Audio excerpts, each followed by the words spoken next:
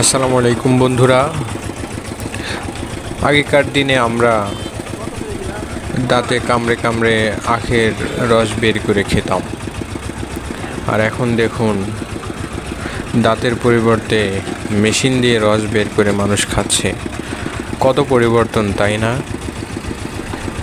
তাই তো মানুষ বলে এখন মানুষের শক্তি কমে গেছে, কিন্তু মানুষের বুদ্ধির শক্তি বেড়ে গেছে।